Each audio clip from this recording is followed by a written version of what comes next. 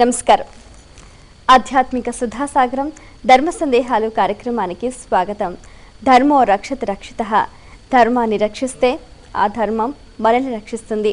ఆ ధర్మానికి కట్టుబడ్డ ఎంతో మంది పుణ్యాత్ములు సత్పురుషులు మనకు సదా ఆదర్శప్రాయులు. అలాగే మన భారతీయ సంస్కృతి సంప్రదాయానికి అనుగుణంగా ప్రతి ఒక్కరూ ప్రతిరోజు కూడా ఎన్నో రకాల ధర్మాలని ఆచరిస్తూ ఉంటారు. చాలా సందర్భాల్లో చాలా రకాల సందేహాలు కలుగుతూ ఉంటాయి, సహజమే.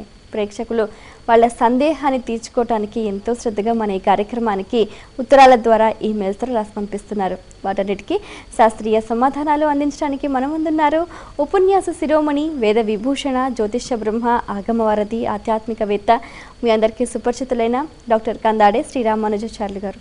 వారితో మాట్లాడి మరిన్ని విషయాలు వారి మాటలో తెలుసుకుందాం. ఈనాటి కార్యక్రమాన్ని ప్రారంభిద్దాం. నమస్కారం అండి.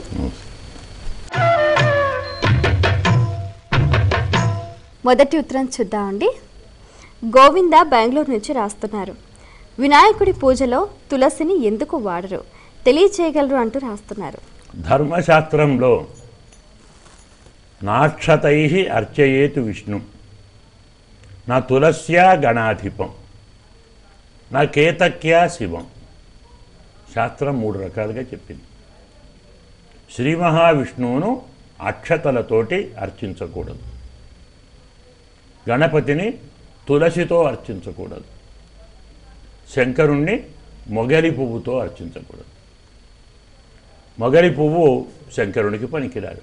ఎందుకు?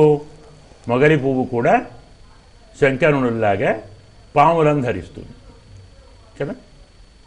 మొగలి పువ్వుల దగ్గర పాములు ఉంటాయి. ఎక్కడ మంచి సువాసన ఉంటుందో అక్కడ పాములు ఉంటాయి. మరి అన్ని వాసనలకు గొప్ప వాసన మొగలిలో ఉంటుంది కదా. పాత రోజుల్లో ఆడవారు 100కి 90 మంది మొగలి రేకు పెట్టుకునేవారు. 1,00,000 పుష్పాల విలువ దానికి. ఆ పరిమళం ఏ పువ్వుకు రాదు. అంతటి దివ్యమైనటువంటి వాసనకు ఆకర్షించబడి సర్పాలు దాని చుట్టూ ఉంటాయి.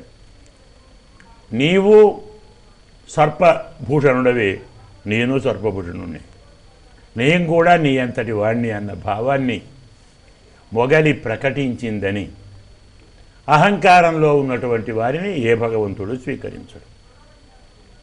దేన్నైనా స్వామి ఒప్పుకుంటాడు, కానీ అహంకారాన్ని, గర్వాన్ని ఎప్పుడు ఒప్పుకోడు. ఎవరికున్నా ఒప్పుకోడు. గోపికలు కూడా కృష్ణ పరమాత్మ దయతలిచి వారితో రమించటానికి ముందుకొచ్చినప్పుడు వారు కూడా అపార్థం చేసుకుంటే అంతర్ధానం చెందారు. కృష్ణుడు అందరూ పురుషుల్లాంటి వాడే, అతనికి కూడా మేం కావాలి, మేం లేకుండా ఆయన కూడా ఉండలేడు అన్న మదానికి వచ్చారు వారు. తాసాంచ సౌభగమదం నిరీక్ష్య మధుసూదన ప్రశమాయ ప్రశాంతాయ తత్రైవ అంతరధీయత అంటాడు. వెంటనే అంతర్ధానం చెందాడు. మళ్ళీ తప్పు తెలుసుకొని విలపిస్తే అప్పుడు వచ్చాడు. అహంకారంతో ఎప్పుడు కుదరదు. మరొక కారణం, తులసి అనేటువంటిది జలంధరునికి భార్య. న్యాయంగా ఒక రాక్షసుడు జలంధరుడు ఉన్నాడు. అతను మహాశివభక్తుడు, పరమశివభక్తుడు. కానీ శివుడితోటే యుద్ధానికి వెళ్ళాడు. అహంకారం ముదిరితే స్వామి భృత్యా భావం లేదు కదా. ఈ మహానుభావుడు జలంధరుడు నేను శంకరుణ్ణి కూడా గెలుస్తానన్న భావంలో మితిమీరాడు. భార్య అమ్మకు భక్తురాలు, అంబ పార్వతి, ఆమెకు భక్తురాలు. ఆమె పాతివ్రత్యాన్ని రక్షించుకుంటూ పతివ్రతగా ఆమె ఉన్నంత వరకు వాడు మరణించడు. అంబ పూజ చేస్తున్నాడు, అంబ కాపాడుతుంది. అయితే ధర్మశాస్త్రం ఎంత అద్భుతమైనటువంటి విషయం అంటే, మనకు తెలియకుండా మనం మన శత్రువులకు సహకరిస్తాం. అంటే ఏమిటి? తులసి యొక్క పాతివ్రత్యాన్ని భంగం చేస్తే తప్ప వాడు చావడు. వేరే మార్గం లేదు. ఎలా భంగం చేయాలి? మహాపతివ్రత. ఆమె దగ్గరికి ఎవరు వెళ్ళగలరు? ఆమెను ఎవరు కాదనగలరు? ఏం మార్గం లేదు. అందులో ఈ జలంధరుడు మహానుభావుడు స్వామిని సీమా విష్ణువునే పిలిచాడు. తన ఇంట్లో ఉందామన్నాడు. ఇంట్లోనే ఉన్నాడు స్వామి. అదేమిట్రా అంటే ఏం చేస్తానయ్యా, వాడు పుట్టిన సముద్రంలో ఉంది. సముద్రపుత్రుడు వాడు. జలంధరుడు సముద్రపుత్రుడు, లక్ష్మి సముద్రపుత్రిక. అంటే వాడు ఏమవుతాడు స్వామికి? బావమరిది కదా. శాస్త్రం ఉంది కదా, ప్రపంచమంతా ఒకవైపు, భార్య సోదరులు మరోవైపు. ఎంతటి వారైనా ఎవరికి విలువ ఇస్తారు?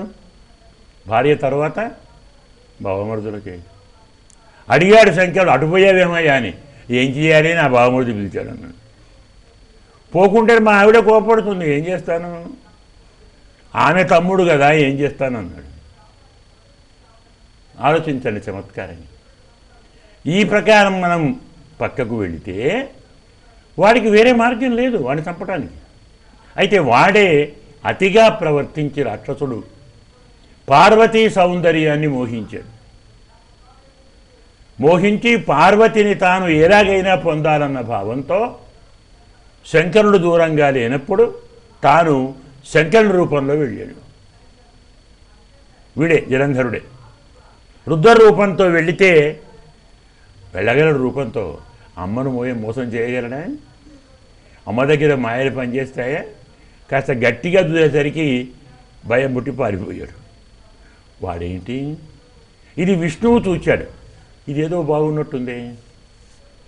పాతివ్రత్య భంగం చెయ్యాలంటే పతి రూపంలోనే వెళ్ళాలి అని వాడే చెప్పాడు కదా. అదే అనుసరిద్దాం అని శ్రీమన్నారాయణుడు కూడా జలంధర రూపంలో వెళ్ళాడు తులసి దగ్గరికి. వాడుసుపోయిన మార్గం. ఆమె పాతివ్రత్యం భంగమైతే వాడు చచ్చాడు. ఈ కార్యక్రమంలో ప్రత్యేకంగా సహకరించిన వాడు వినాయకుడు. అటు శంకరునికి ఇటు విష్ణువుకు. అంటే ఇద్దరూ సహకరించి ఏం చేశారు? తులసికి పాతివ్రత్యం భంగం చేశారు. అందుకు ఆమె శాపం పెట్టింది తులసి. నీకు ఏ మానవ రూపంతో ప్రవర్తించావో నీకు మానవ శిరస్సు ఉండకుండా పోతుంది, నీ శిరోభంగం జరుగుతుంది అని శాపం పెట్టింది. అందుకే ఈయనే వినాయకుడు అయ్యాడు. నాకు శాపం పెట్టి నాకు వ్యతిరేకంగా ప్రవర్తించావు కాబట్టి నయంగా నేను నీకు సహకరించాను. నీ పాతివ్రత్యం భంగం కాకుండా కాపాడాలనుకున్నాను, నువ్వు అపార్థం చేసుకున్నావు. అపార్థం ఏమిటయ్యా? విష్ణువుకు సహకరిస్తే నాకు సహకరించినట్ట, వ్యతిరేకించినట్ట? నా భర్తను వధించడానికి నువ్వు ప్రధాన కారణమయ్యావు కాబట్టి నీకు శాపం పెట్టాను. ఈ కారణంతో తులసితోటి ఆ వినాయకుడిని పూజించు. పడదు ఇద్దరికి.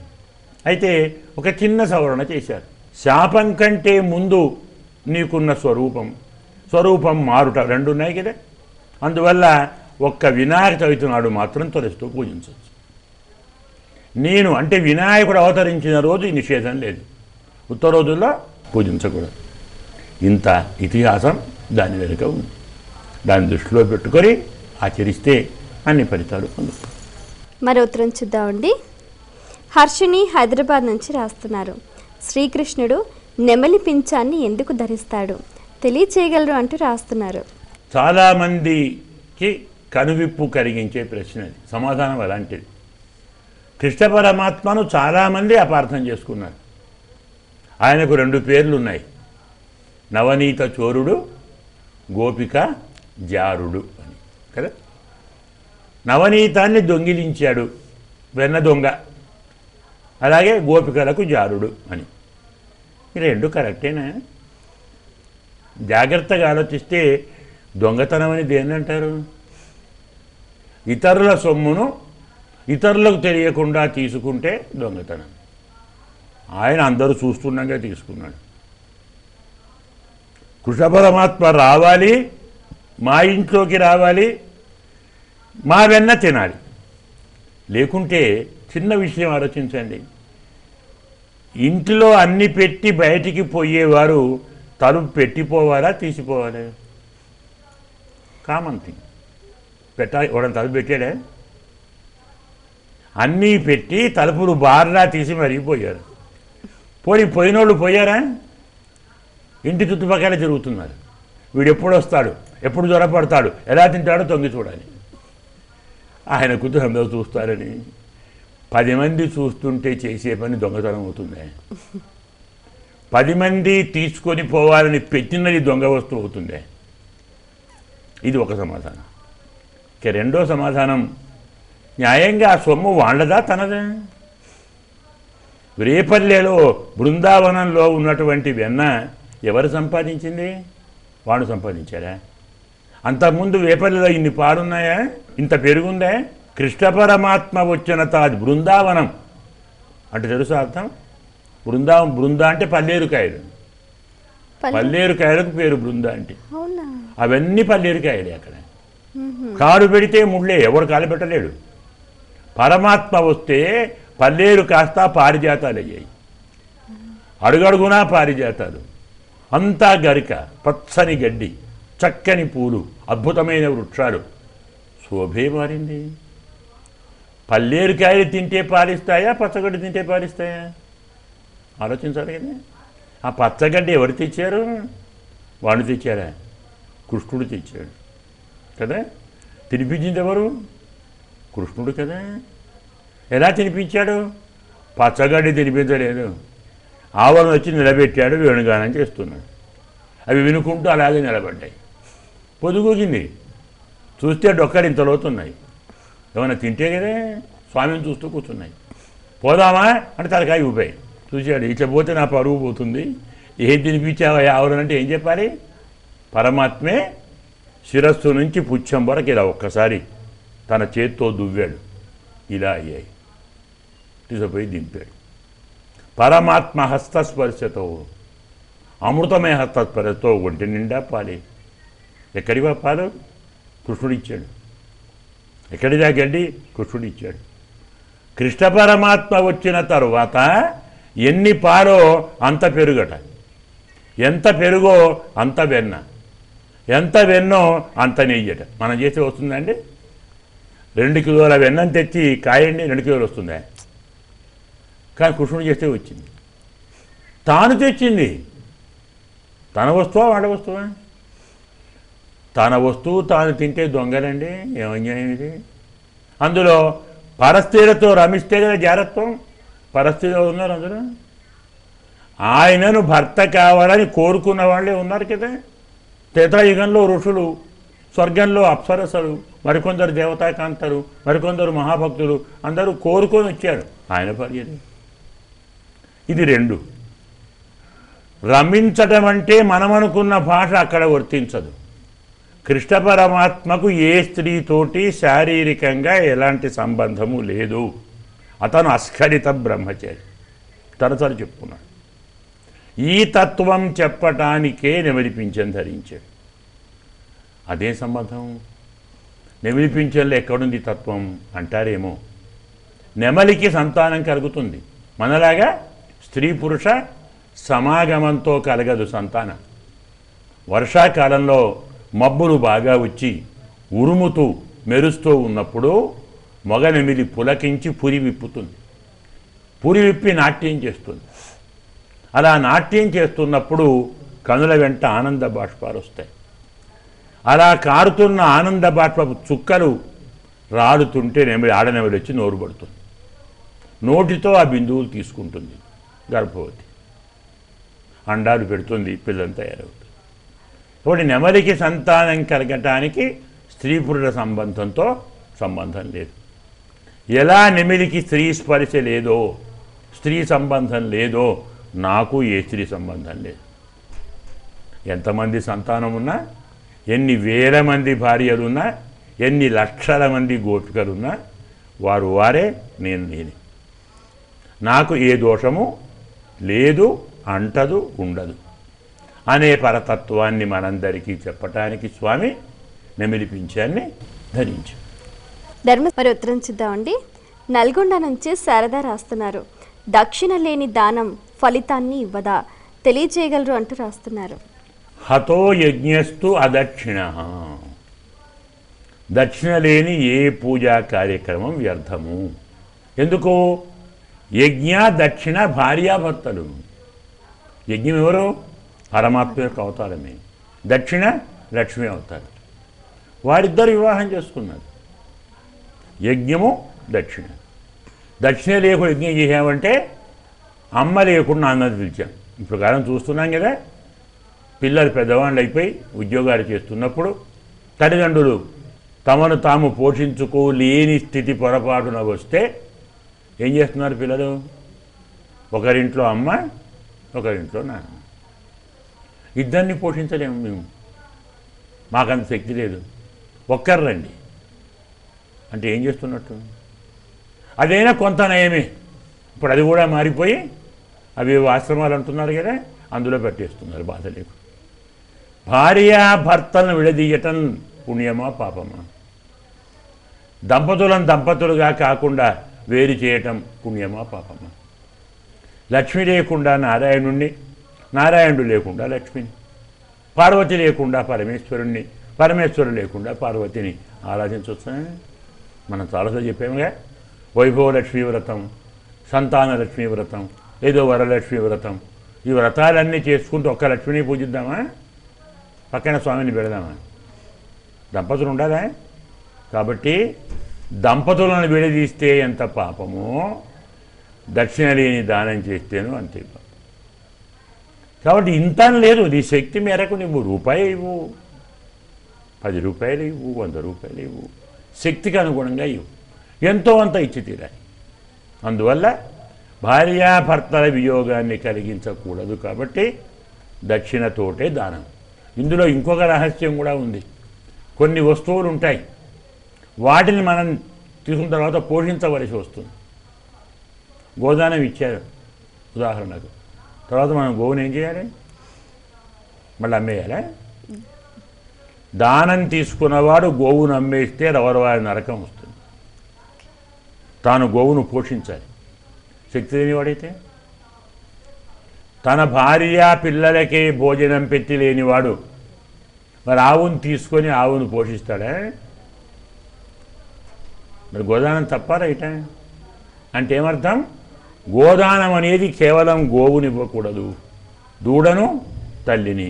అంతేకాదు ఆ గోదానం తీసుకున్నవాని కుటుంబం, గోవు, దూడ, 1 సంవత్సరం వారి ఆహారం ఎంత కావాలో అదంతా ఇవ్వాలి.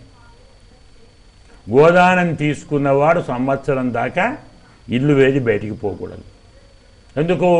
గోవులో ఎన్ని రోమాలు ఉన్నాయో అన్ని పాపాలు తీసుకున్నవాడికి వస్తాయి, ఇచ్చినవాడి నుంచి. అన్ని రోమాల సంఖ్యతో వీడు జపం చేయాలి పాపాన్ని పోగొట్టుకోవడానికి. మరి ఇంట్లో ఉంటే ఏం తినాలి? సంవత్సర కాలం దానం తీసుకున్న వారి కుటుంబం, గోవు, దూడ, తినే ఆహారం మొత్తం వాడే ఇవ్వాలి. ఇలా ప్రతి వస్తువుకో విలువ ఉంటుంది కదా, దాన్ని పోషించుకోవాలి కదా. కాబట్టి ఏ వస్తువు ఇస్తావో ఆ వస్తువుకు కావలసిన పోషణ కూడా, పనికొచ్చే ధనం కూడా ఇవ్వాలి. ఇది దక్షిణ లేకుండా దానం ఇవ్వకూడదు అనటంలోని ఆంతర్యం. మరో ఉత్తరం చూద్దామండి. హైదరాబాద్ నుంచి శేఖర్ రాస్తున్నారు. అర్జున, ఫాల్గుణ అని ఎందుకంటారు తెలియచేయగలరు అంటూ రాస్తున్నారు. ఇవన్నీ పరమాత్మ నామాలు. అర్జునుడు ఎవరు? నరుడే కదా. శ్రీమన్నారాయణుడే నరనారాయణులుగా పుట్టారు, అవునా? కాబట్టి నరుడు నారాయణుడు పరమాత్మే. ఆ నరుడే అర్జునుడిగా పుట్టాడు, నారాయణుడు కృష్ణుడిగా పుట్టాడు. కృష్ణార్జునులు అంటే నరనారాయణుడే. కాబట్టి అర్జున నామాన్ని పలికినందువల్ల పరమాత్మ నామం పలికినట్టు. వల్ల పుణ్యం కోసం అనొచ్చు. ఇక మనం ఈ నామాన్ని కొన్ని సందర్భాల్లో అంటాం. అది ప్రశ్నల ఉద్దేశ్యం. మొత్తం ప్రశ్న వాళ్ళు వివరంగా అడగలేదు.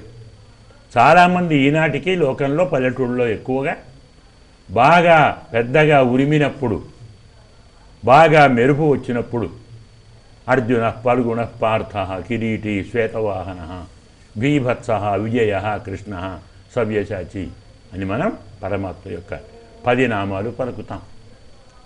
ఇవి పలికితే పిడుగుపడదు అని శాస్త్రం. పిడుగుపడే ప్రమాదం ఉన్న చోట అర్జునుని నామాలు పలకండి, పిడుగుపడదు. ఏమిటి కారణం? ఖాండవ వన దాహంలో ఖాండవనాన్ని దహించారు అగ్నిహోత్రుడు. అగ్నిహోత్రుడు కృష్ణార్జునులు అడిగారు, నాయన నేను ఖాండవనాన్ని దహిస్తాను, ఓ మహారాజు గారు బాగా యజ్ఞం చేశారు, నెయ్యి బాగా పోశారు, నెయ్యి తాగి తాగి అజీర్ణం అయిపోయింది, నాకు బాగా ఆహారం కావాలి అన్నాడు. ఇదేం వరం రా బాబు, అజీర్ణం అంటావు ఆహారం అంటావు, నీదేం రోగం? నా రోగం తినే రోగమే, పోయే రోగం కాదు. అజీర్ణం అయింది, మందులు కావాలి, మందు చేసుకోవాలి కదా. అంటే మందు తినొద్దా? అది తినడమేనా కదా. నాలో ఉన్న అజీర్ణం తొలగటానికి ఖాండవ వనాన్ని తినేస్తాను, అందులో చాలా మూలికలు ఉన్నాయి, ఔషధాలు ఉన్నాయి, నా రోగం పోతుంది, తినేయి, నీకంటే ఏమిటి? అయ్యో స్వామి అది ఖాండవనం అయ్యా, ఇంద్రుని అరణ్యం ఇది, ఇంద్రుడు కాపాడుతుంటాడు, నేను అంటుకుంటే చాలా వర్షం కురిపిస్తాడు, చేయలేకపోతున్నాను. సరే స్వామి నేను నిలబడతానన్నాడు. వారే అగ్నిహోత్రుడే అర్జునుడికి ధనువు ఇచ్చాడు, శరములు ఇచ్చాడు, అన్ని ఆయుధాలు ఇచ్చాడు, కృష్ణుడికి సుదర్శనం ఇచ్చాడు, ఏదో ఇలా కొన్ని ఉన్నాయి. అన్నీ తీసుకొని ఇంద్రుడితో యుద్ధానికి సిద్ధమయ్యాడు. పెద్దగా వర్షం వస్తే ఈ స్వామి బాణవర్షంతో దాన్ని ఆపాడు. ఇంద్రుడితో యుద్ధం చేశాడు, వర్షం రాకుండా చేశాడు. కాబట్టి పర్జన్యుడు అర్జునుడు అంటే భయపడతాడు. దాన్ని దృష్టిలో పెట్టుకొని ఎక్కడ వర్షం వచ్చినా, ఎక్కడ ఉరుములు వచ్చినా, ఎక్కడ పిడుగు ప్రమాదం ఉన్నా అర్జున పల్గుణ పార్థ అని అర్జున నామాలు కీర్తిస్తే నేను వారిని బాధించను అని పర్జన్యుడు మనందరికీ వరం ఇచ్చాడు. ఆ సందర్భంలో దృష్టి పెట్టుకొని పిడుగులు పడే ప్రమాదం ఉన్నా, ఉరుములు వచ్చినా, వర్షం వస్తున్నా కానీ అర్జున నామాన్ని పలుకుతుంది. చాలా సంతోషం అండి, మీ అమూల్యమైన సమయాన్ని కేటాయించి మా ప్రేక్షకుల ధర్మ సందేహాలకు శాస్త్రీయ సమాధానాలు అందించినందుకు ధన్యవాదాలు. వీక్షించారు కదండి, ఇది ఇవాల్టి మన ధర్మ సందేహాలు కార్యక్రమం. మీకు కూడా ఏమైనా ఆధ్యాత్మిక ధర్మ సందేహాలు కలిగితే మా ఈ కార్యక్రమానికి మీ సందేహాలని క్లుప్తంగా, సూటిగా, స్పష్టంగా పోస్ట్ కార్డ్పై లేదా ఈమెయిల్ ద్వారా రాసి పంపించండి. మా చిరునామా ధర్మ సందేహాలు, కేర్ ఆఫ్ భక్తి TV, road number 92, Jubilee hills, Hyderabad 5,96,000. మా ఈమెయిల్ ఐడి bhaktihyd@gmail.com. మరో కార్యక్రమంలో మళ్ళీ కలుసుకుందాం. అంతవరకు సెలవు.